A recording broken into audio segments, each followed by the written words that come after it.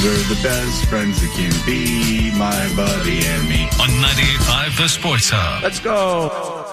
Hey, good morning, everybody. Good morning. We are Toucher and Hardy, Town Fair Tire Studios, 617-779-0985.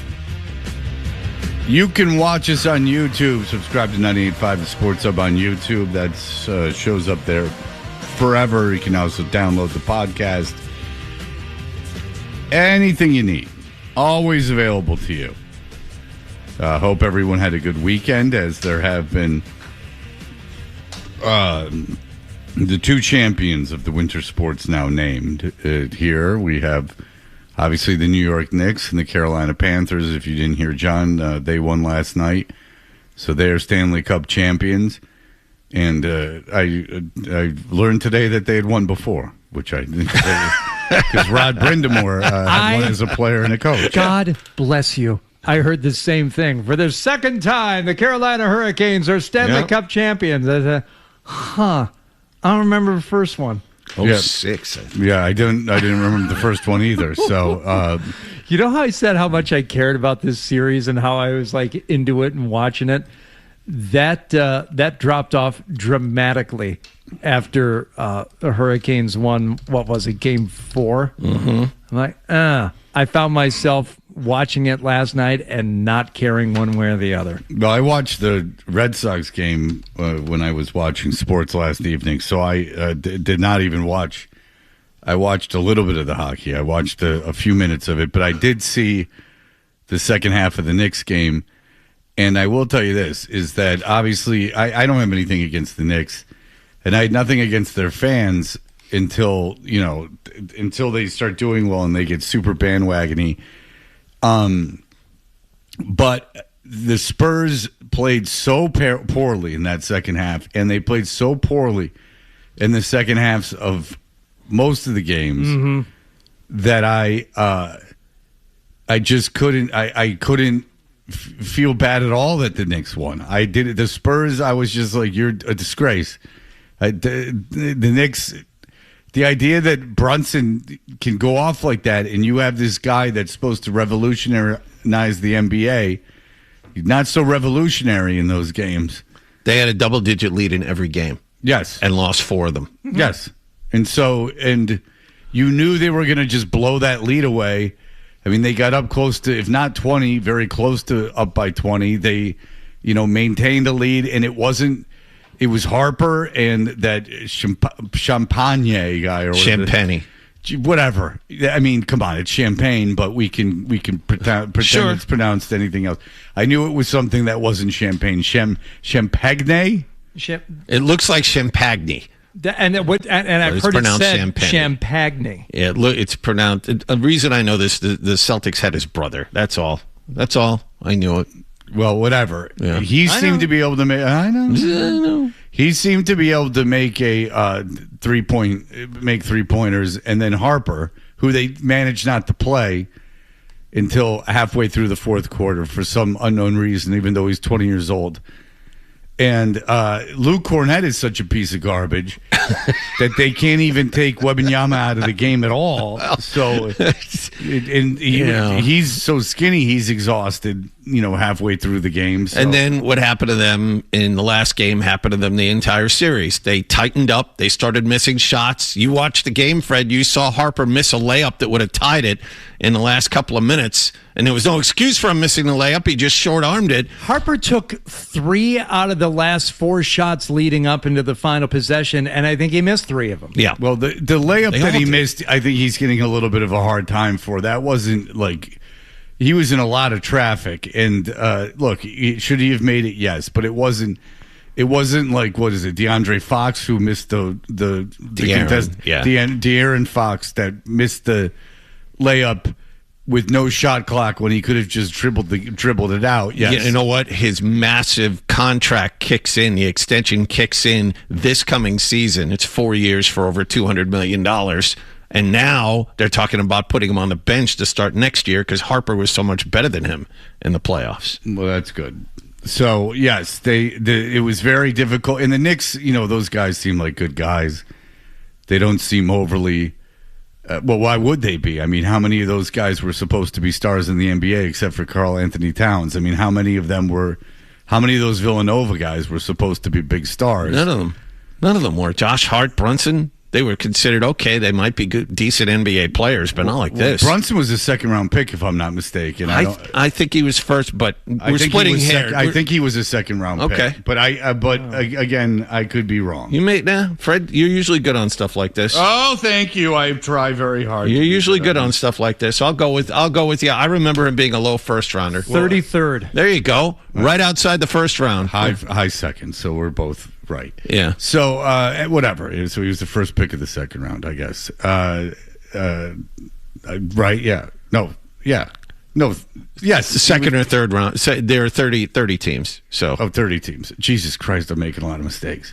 Between pronunciations. Anyway, he was a second round. Everyone is going back into videos when Brunson signed that massive contract with the Knicks and saying, oh, he's going to kill their cap. He's never going to be that good.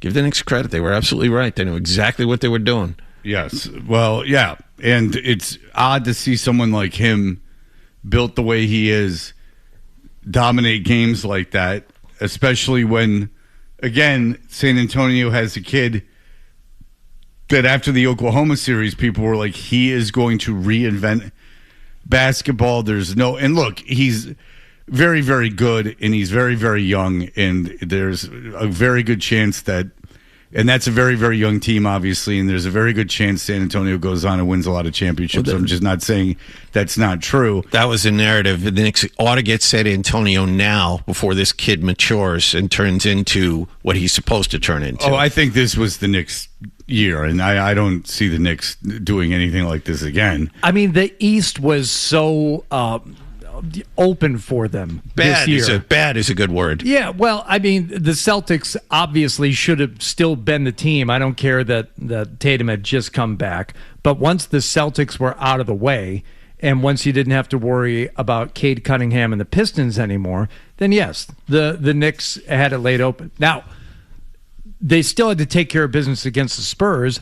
Just watching the end of all those games, and especially the game on Saturday night, I just said, the Spurs aren't ready. They're just not ready. Yeah. And that they will be. And Wembanyama, I think, is going to win multiple championships, whether it's with the Spurs or if he goes elsewhere. He ain't going anywhere else. Yeah, that's very true. They're spending as much money as possible. There's not a chance he goes anywhere else. Don't worry about him not being a Spur anytime we're alive. Yeah. You would think. But they just weren't ready. Between watching what Fox did and Harper and all these guys, it's like, okay, you give them another year. Give them another year. Yeah, they got a bunch of kids. Yeah. Hardy, you and I were talking about this last week. They have Harrison Barnes, who never plays, and Luke Cornett, who won a championship as a bench player, and as Fred so succinctly put, wasn't very good in this series. They didn't trust him to play 4 or 5 minutes in a game. But everyone else had never been there before, and they looked it. And that's the thing when you saw Luke Cornett out there on the court, skill wise, he didn't have what it took to go out there and win games in the finals. But he had more poise than the other players with a lot more talent. So I don't know that. I think he did. He was terrible. I mean, they wouldn't play him. Hard to tell when he's not out there very. He wasn't out there very much, but he was. It's like. The moment was too big for him in terms of his talent, but he wasn't choking away. I mean, he was doing what he was required to do in those moments. I guess. I mean, they really didn't want to play him. I mean, they wanted to rest Wembanyama a lot more than they were able to. He was their version of Mitchell Robinson. Really, no offense. Really. They're not setting anything up. His job is to set screens and go to the basket for either a lob or an offensive putback. And Robinson was more part of the Knicks offense than Cornett was part of San Antonio's. Well, Cornett took one shot in game 5. I mean, I can look. I mean, he in the game that they won, he was okay, not great. But Luke Cornett is what he is, and we got a good view of that here. He's not an offensive threat. He can make a free throw or two if he's fouled. But he took no shots in 4 minutes in game 4. Yeah. I mean, That's the problem. Poise. He's not out there taking bad shots. I'm just looking for my own edification. No, you're proving my point. You go ahead. Keep digging. I'm just curious now. Poise. Now, in the game that they won, I remember Cornette being praised a little bit. He had 2 points. He was 0 for 1 from the field, but he made his 2 free throws. And he played 9 minutes, so I don't know what he was getting praised for, actually. Anyway, they didn't want to play Cornette, suffice it to say. And he can't do anything offensively. But, the Knicks fans were annoying and all this, and then they got, ultimately got violent. But what am I going to say? Hardy and I grew up in a town that at the time when there were championships, they just decided to light the whole city on fire. At least Cass Corridor. They decided to light all of Cass Corridor on fire. So, glass houses. But I was just like, I hope San Antonio loses. By the end, I'm like, just lose already. Just get out of here. Lose. You can't. And people are blaming the coach. It's like, what are you blaming San Antonio? What is he supposed to get on the court and pull them by the jerseys and go, hey, guys. You can blame Miss Johnson for a bunch of things. That last play at the end of game 4 was tipped. Did you see that was tipped, though? Yes, Yeah, I okay, did. yeah. But, Victor Wembanyama was not part of that final play, Right. and he should have been, and we talked about how he was being outcoached. That's true. But how many bad runs of shooting did the Spurs have during this series? How many leads got choked away because those kids couldn't make a shot? Well, that's not the coach's fault. And when in the game they were up 30, there's no way he was like, hey, guys, start rushing threes. That's right. Take as many threes as you can. Yeah. That's the way we really put this game away. Yeah, like I have a pretty good feeling. I'll give him the benefit of the doubt that he was like, just go start chucking up threes early in the shot clock. The sad part was in game 5, the one the Knicks clinched a championship in, I was watching for that because once again, the Spurs had a lead in the second half. This is an opportunity to continue the series.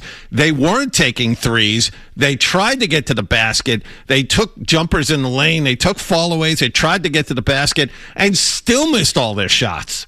Even though they took more time off the clock, it didn't matter. The players were to blame more than the coach. Oh, certainly. I mean, look, the coach is young and he has stuff to learn too. But the major egregious things, and look, he should have probably taken more timeouts in the game. They were up 30, and everything else fine. Live and learn. But if they would have played the way they played at game 5 at the end of game 4. They would have won the game because at least they ran time off the clock. That's where you get back into, would Greg Popovich have gotten them a win in that game? That one you can blame partly. It sounds like we're doubling back, but there are two separate things at play here. All the missed shots and then a coach to settle them down and go, look, stupid, this is what you're doing wrong. Right. Well, yeah, I don't think there's any doubt Popovich is a superior coach, considering the length of time he coached that team and all the success he had. I don't know if Popovich that early in his career, I can't remember how good a coach Popovich was that early in his career. But yes, I think if you took one of the greatest coaches of all time and put him on that team, they probably keep the 30-point lead, no question. But it's just, I find it very difficult to believe that he should have called timeouts and calmed them down.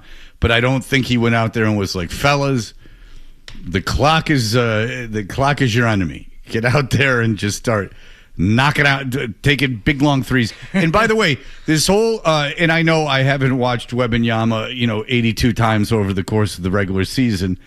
Wembanyama, maybe not so many threes from Wembanyama. Maybe I know he's a really good ball handler for his size. I know he does all these things well. He can move well.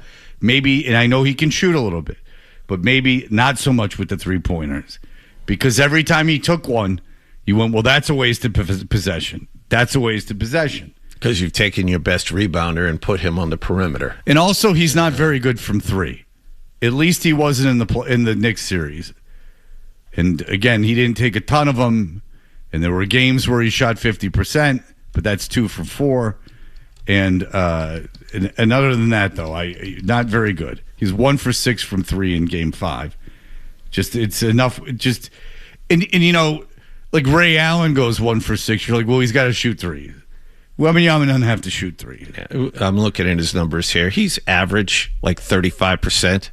Yeah, in the playoffs, not so great. Not as good. No, especially with the lead. He's an average 3-point shooter. Maybe with the lead, don't shoot so many threes. I understand how great he is, but certainly isn't there yet in terms of NBA Finals performances. But good for the Knicks. Real tough team to hate. Yes, real tough team to hate. I mean, those are good. They seem like good guys. They all overcame a lot, except for Karl Anthony Towns. I would. Well, Towns had his own problems. Yeah, but he's a very gifted kid that was very good. I see what you're saying. Yes. He's not like these other guys that had to kind of right. scrap their way through the NBA. Sure. Like I think that Brunson even went to public school. If not, he didn't go to an academy. He went to some Catholic school outside of Chicago. So I don't know if Anunoby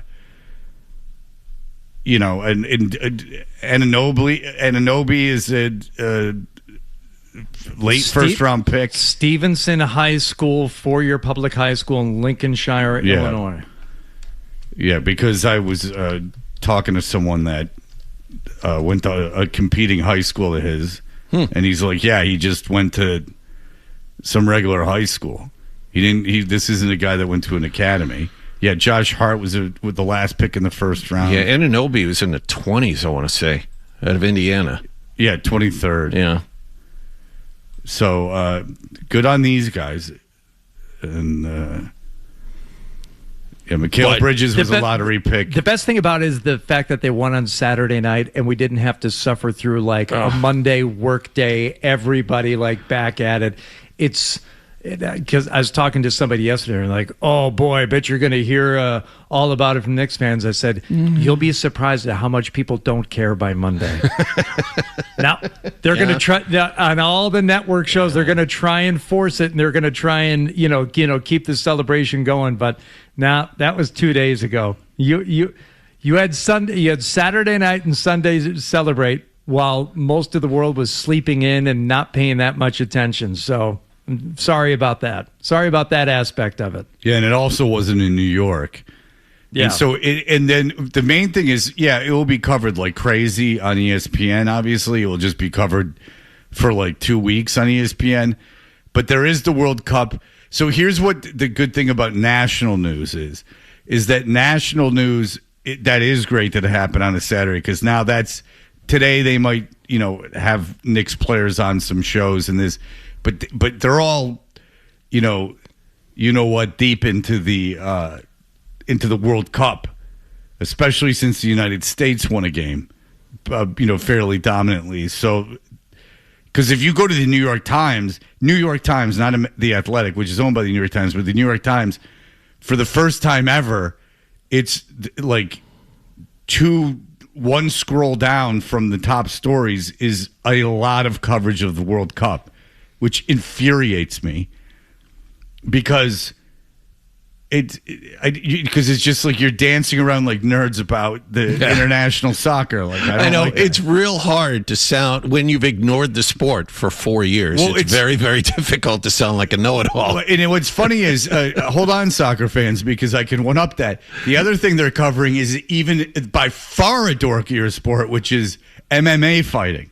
Yeah, because it was at the White House, and MMA fighting, to my understanding, is people that did that are like Joe Rogan, little guys that couldn't participate in team sport, that went out and learned karate at a young age. Jiu-jitsu. Yeah, but at first karate. He was a big karate expert. And I don't know if you ever took your kids to karate. Yeah, for like a second. Sure. But it's essentially synchronized dancing, led by a nerd. It's about the spirit. Okay. Not shocked that you didn't pick up on what karate is mostly about. See, Fred, it's not where you learn to fight. It's where you learn not to fight. Not to fight. Yes. Learn karate so you don't have to fight. Oh, Very Ralph Macchio of you. Yeah, I haven't seen that. Interesting. If only they'd make a film talking about those things, and then years later come back with, because of a viral video that someone made about how your hero was actually the villain of the story, and then come out and make a successful show about it. That lasted how many years? 4, 5, 5 seasons? I watched. I watched the first season because everybody was talking about it, and I said, "This is bad." Yeah, you had roving packs of karate students attacking each other in high schools and in homes. It was empirically bad. It was cheap and poorly acted and poorly written. And for the people who were like jumping all over season 2, I said, "Oh, I'll never watch another second of this." I think it was supposed to be corny. In fairness, I do think that it was very tongue in cheek. Like, it was supposed to be a little corny. But then they started throwing every single character that were in the old movies in the new one. Every single tangential character that people would recognize, they all showed up 30 years older in the new series.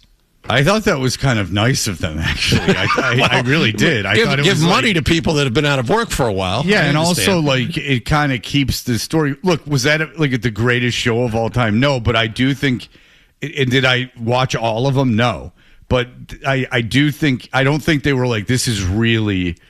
Like, this isn't tongue in cheek at all. I think they were very hyper aware of how corny it was, and they just kept making it cornier. Like, the fight scenes at the end of the seasons got progressively. There was about a 15-minute fight scene between all the kids, and at the end of one of the seasons that was comical. I mean, like, it was. I have to imagine deliberately comical. Now, were Allie's parents, Elizabeth Shue's parents from Karate Kid, brought into the new version? I don't know. I was like you. I tapped out after season 1. Okay, so when they go to pick her up from the house, and Ralph Macchio is standing there kind of like kicking at the sidewalk brick, and one of them falls down. She said, "I thought you were going to fix that." I did. I will. I'm like, oh, there's an interesting backstory there. She's kind of cowering, waiting for that backhand.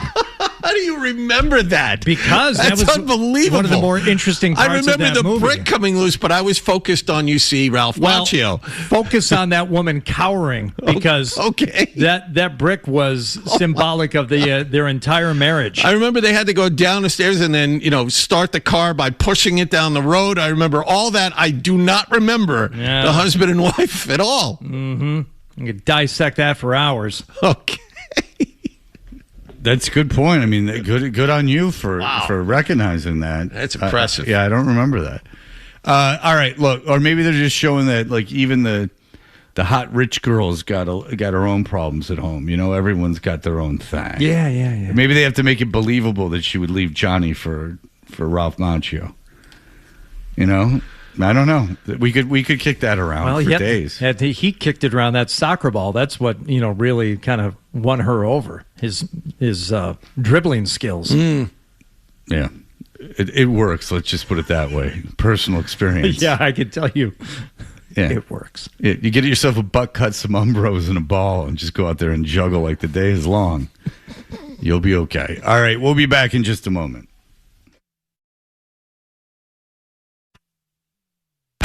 You've been aggravated since we turned the mics on. I don't know what it is. I don't have time to think about that right now. Roger and Hardy. It's ridiculous. The Sports Hub. Did you catch a game last night? What happened last night's brought to you by Leonard Hair Transplant Associates, where your hair doesn't have to be a game of what happened. So change your lettuce and change your life with Dr. Matthew Lopresti at 1-800-GET-HAIR. What's going on, my friend? Your Boston Red Sox are what's going on, Fred. Was there a home over the weekend taking on Texas? Got a win on Friday night, put up a bunch of runs, put a decent number of runs up on Saturday. So let's see. Can we complete the series sweep as the Boston Red Sox? Let's see how things started for the game yesterday. Off we go. Game number 3, Rangers and Red Sox. And Connolly Early's first pitch is greeted just like his last start. It was Yandy Diaz then. It's Wyatt Langford tonight. And it's 1-0 Texas over the Monster. First pitch of the game. Back-to-back starts. Bam. Kaboom. Yeah, that's not good, right? That's bad? It's not ideal. No. To start the game like that. Red Sox giving up the early lead. 1-0 Texas. You don't put lead in this team in the same sentence. Maybe things would get better in the second inning. When I thought someone was bumping, I absolutely loved crashing. That ball smoked to left field and over the Monster, just barely but gone. Higashioka makes it 4-0. You just never know when you come to the ballpark what can happen, and the Rangers with a depleted lineup put 4 on the board early, struggling with power, and 2 home runs in 2 innings. Yeah, that's crazy. You never know what's going to happen to at the ballpark. I mean, 2 home runs in 2 innings? Wowzers. All right. Well, the first pitch home run was unfortunate. Another one in the second inning. And then, Wilson Contreras had something to say about that also in the second. Nathan Eovaldi bankrolled to a 4-0 lead, so he attacks the zone, and Wilson Contreras attacks that pitch. It is out of here.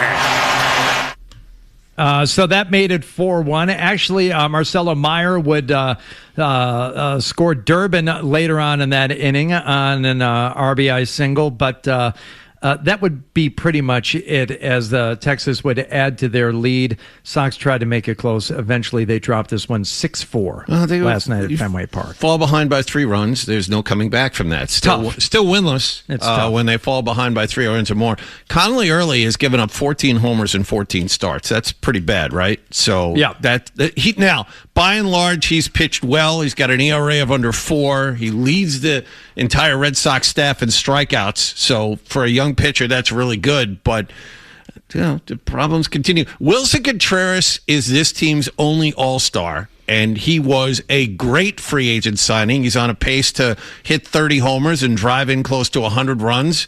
He's got an OPS of over 900. He's been great.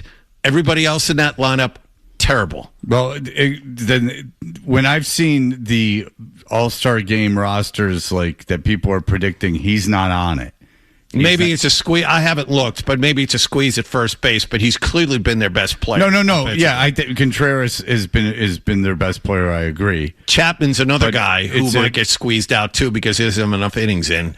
He's only 20 innings for the season, or 25 innings for the season. Oh no, I don't think he's going to make it. Yeah, he barely pitches because they don't win. Yeah, he's been lights out when he has pitched, but no, he may not make the All-Star game either.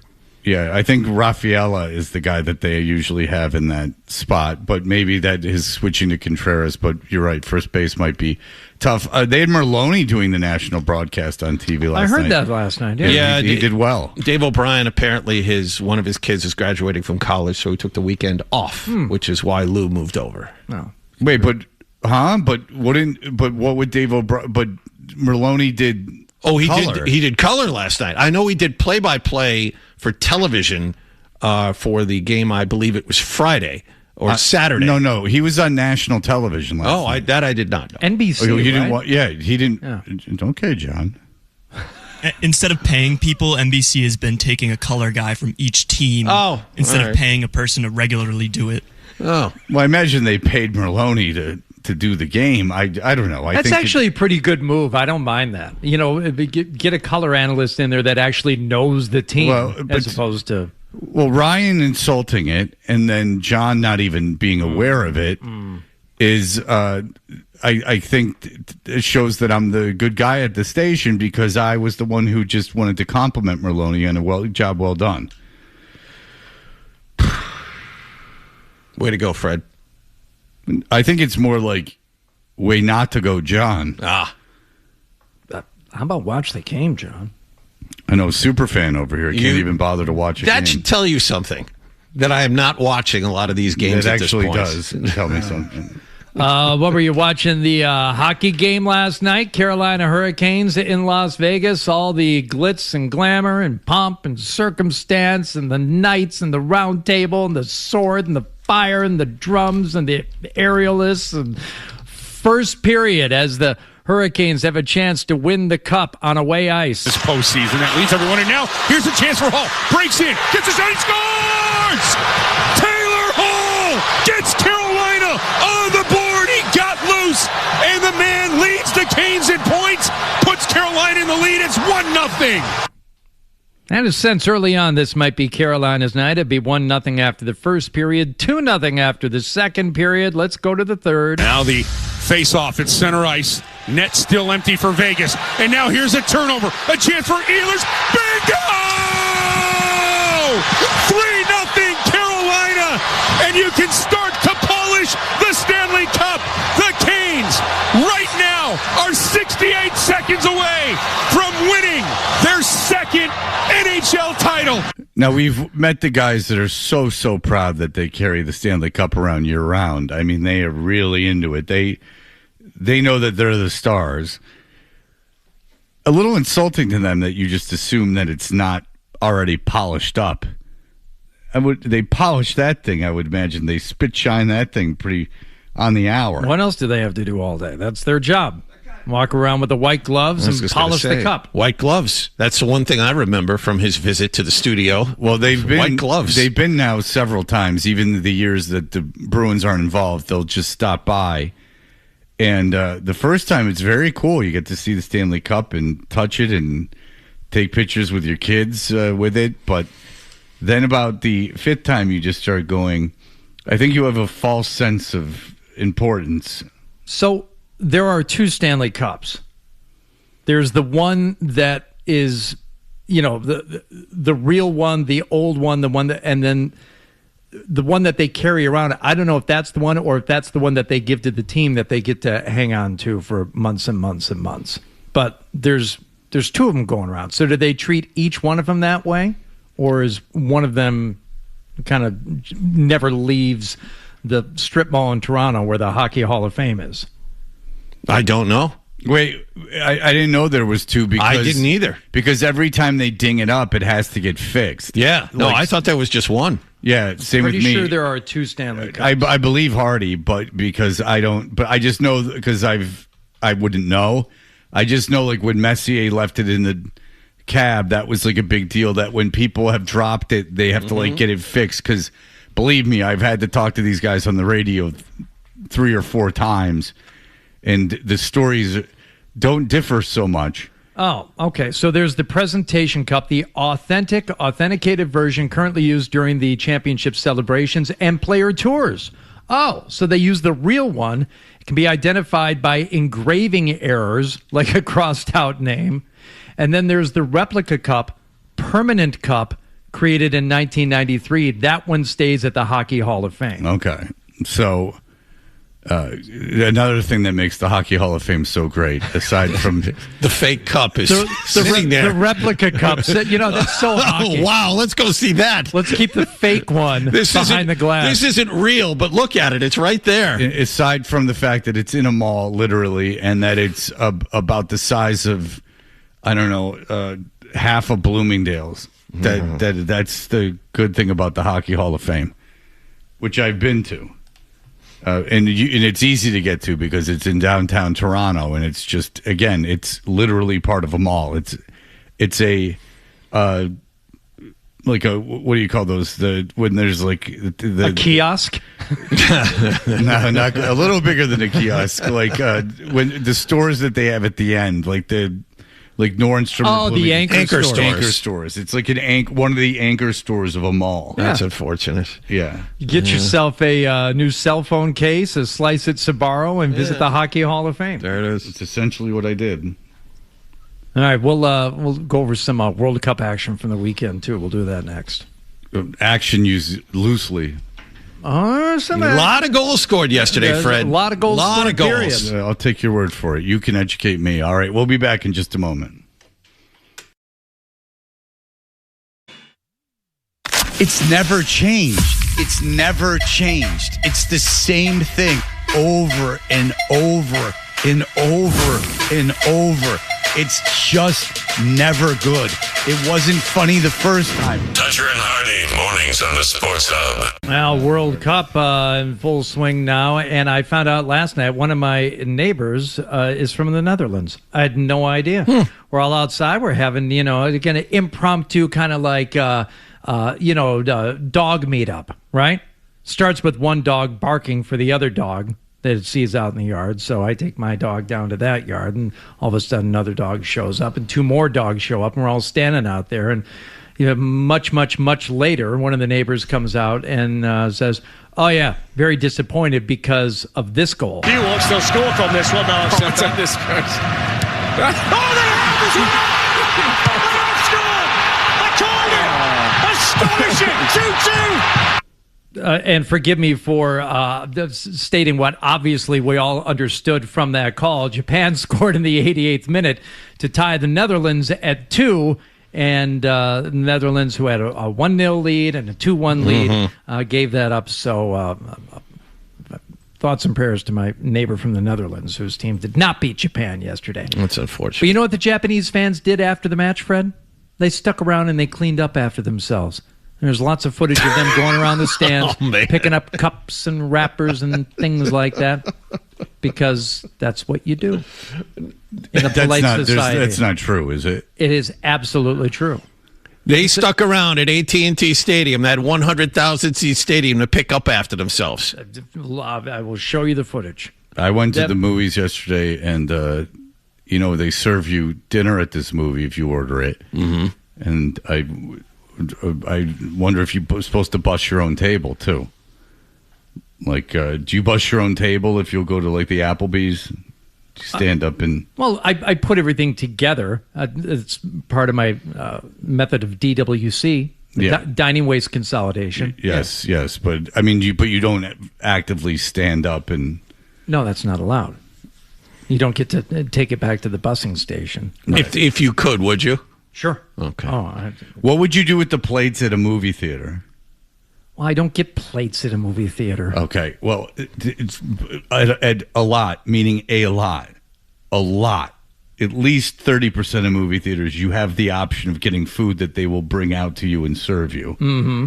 So say by some miracle you end up at one of these places, which are so far from where you live. Fingers crossed one day, I hope I have that kind of money. Well, sit there and have a catered meal served to me at a movie. I mean, listen, the finest chicken. Let me do this. You ever had a plate at a movie theater? Yes, yes, I have. Let me do this for you. The chicken fingers. Mwah. So multiple times. You get an unreal, like a heavy plate. Sterling silver. They bring it out. It's a whole presentation. So they hand you. I am curious about this. So they hand you your chicken fingers or what have you, your quesadillas, and you eat those, and the movie ends. Now, are you walking around with the plate, looking where to put it? I would know going in, and I would want to know the protocol. And if there is a place to put it, yes, I would take it with me. I don't think I actually looked yesterday with you in mind, and I don't think there is a place to put it. So my thought there is thus: if there's no place to put the food, the plates for the food, then isn't that all under the umbrella of garbage? Now think about that. One man's trash, another man's treasure. If they have to go through and pick up that stuff anyway, then what is it to pick up some glasses of soda off the, paper cups of soda off the floor? Mm-hmm. That's all. Okay. Well, I like to take the soda with me sometimes. You have a little sip on the way home. Didn't say there's anything wrong. You know how many large sodas I had during the film? Because it was long. Real long. What'd you see? Whatever that Spielberg movie How is it? Don't go see it. Oh, no. My son wants to see it, and I was going to take him. I mean, it's not like it's not like torture. It's 2.5 hours long. So just go But in. it doesn't approach like Close Encounters or anything like that. It's not E.T. or like Raiders of the Lost Ark. No. But But 2.5 hours, I drank 3 of those because you can make your own soda. Yeah. I had 3 of those, 3 Ps, and then I thought the movie was about to end, but I couldn't hold it any longer, and I had to run to the bathroom, not because of the movie, but because there was a legitimate fear I was going to lose control of my bladder and pee myself. Right. Yes, and I said, fear stop the film. Stop the film. I'm putting on a show. Everybody look at me. Look at me. Saturday night at Boston Stadium, Scotland took on Haiti. Gannon Doak, happy to take on experience. It comes to John McGinn, and it's found a way in. A moment. Shouldn't we all take on experience? Yes. Hey, let's all make a pact to take on experience. And then Scottish people celebrated the only way Scottish people can. By taking over Boston, like they've taken over Boston, according to the news? Well, that with their bagpipes and all their traditional Scottish songs.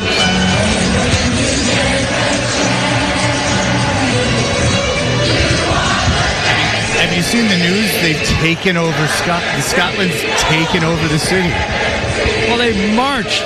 They marched to Fenway for the Red Sox game. They've taken over. Yeah, what do you do with those drums once you get to the ballpark? The coolest people in Scotland have all got together and they decided to bring snare drums. And I'm sure they all live in Scotland. I'm sure they're all in on planes from Scotland where they brought snare drums and they all marched to Fenway, the very coolest people. Well, I was flipping back and forth between that and the basketball game on Saturday night. We had a friend over watching the game with us, and I said to my wife and her friend, I said, the soccer, look at the screen here, guys. I'm like, now I can't tell from the players which team is Scotland and which team is Haiti. I can't tell the difference between these guys. Yeah, very similar uniforms. Yeah, right. Sure. Very similar uniforms. My wife's friend got the joke. My wife did not. She goes, I don't know. Is Scotland in red? I'm like, they're the ones with the red hair, honey. They're the pale white dudes with red hair. And the Haitian team is the one that look like they're all from Haiti. That's why Marcy's superior to you is that she doesn't see color. Only shades of gray. Exactly. There's no black and white in her world. Absolutely. Yeah, you know what it is? It's the 311 love from her, growing up in Nebraska. Oh, yeah. You almost have to like it. Especially for the patois that they've all adopted. I'll tell you this, is that I just look forward to seeing more Scottish people because they've taken over the whole kit and caboodle. No pun intended with the kid. They've taken over just watch the news. They've taken it over. Everywhere it's Scottish mania. You can't even leave your house. Bagpipes and marches and singing ABBA for some reason. We have 75 people from Scotland on hold right now. They're just Scottish people everywhere. Get them on next. There's Scottish people sleeping in my lawn. It was just Scottish fever. Ugh. The whole town reeks of haggis. I was with my friend this weekend, and they were like, it was driving them crazy. These are all people from Scotland and not someone who, right before the World Cup went, hey, I'm a quarter Scottish. Well, they said I'm that run around too. They're Scotland. I'm from Scotland. One of the watch parties outside of the stadium full of fans of Scotland, these people traveled here and they didn't even have tickets for the game. I said, no. Those people didn't travel here. Anyone who traveled here got tickets for the game. They're at the game. These people are all just fans of Scotland. Or just did a genealogy thing where they found out there was a little part of them that is Scottish. Was Nick there? It's a good question. He's just Ireland with that name Gemelli. Falsely named Gemelli. Obviously a child of adoption. All right, we'll be back in just a moment.